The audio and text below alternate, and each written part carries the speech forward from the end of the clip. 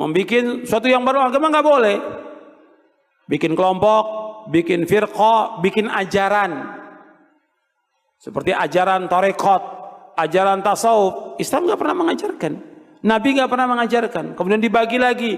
Ini ada tarekat, ada syariat, ada hakikat, ada ma'rifat. Nggak ada dari Nabi SAW. Nggak ada dari sahabat. Ini sesuatu yang muhdats, yang baru dalam agama, yang Nabi nggak contohkan. Nggak ada.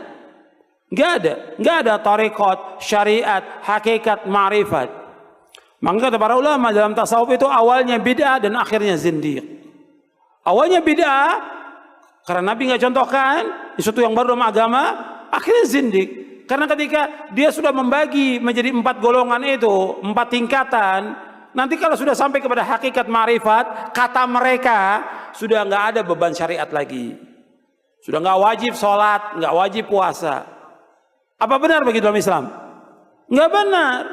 Sekarang orang yang paling mulia dari seluruh manusia siapa? Rasulullah Sallallahu Alaihi Wasallam. Nabi tetap sholat sampai akhir hayatnya. Nabi puasa sampai akhir hayatnya. Dan semua Nabi laksanakan agama ini.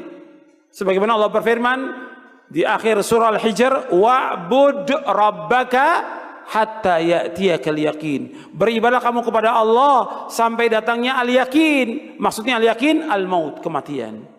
Nabi terus ibadah kepada Allah. Enggak ada dalam Islam dibagi, oh kamu ini masih baru, kamu ini tarekat syariat kamu. Kalau saya sudah wali, nggak perlu lagi sholat, nggak perlu puasa.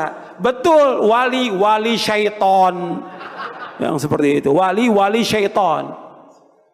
Gimana dia menggugurkan kewajiban sholat?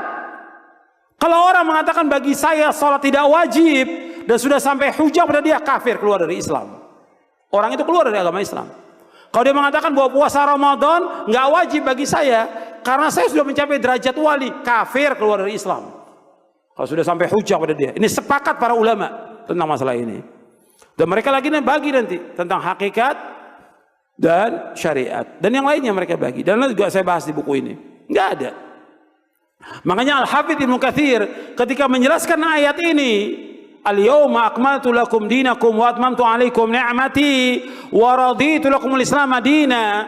Kata Al-Hafidz Ibnu Katsir yang ringkasnya, tidak ada agama kecuali agama yang dibawa oleh Nabi Muhammad SAW. Tidak ada tarekat kecuali tarekat yang dibawa oleh Nabi Muhammad SAW. Tidak ada syariat kecuali syariat yang dibawa oleh Nabi Muhammad SAW. Anda bisa lihat dalam tafsir Ibnu Katsir tentang ayat ini. Al-yawma akmaltu lakum dinakum wa atmamtu alaikum ni'mati wa raditu lakumul Islam madina. Enggak boleh orang bikin sesuatu yang baru dalam agama ini.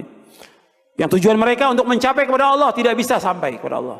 Semua firqah, semua golongan, semua yang baru yang dibuat oleh manusia tidak akan sampai kepada Allah kecuali dengan apa yang dilaksanakan Rasulullah SAW dan para sahabatnya, baru akan sampai kepada Allah Taala.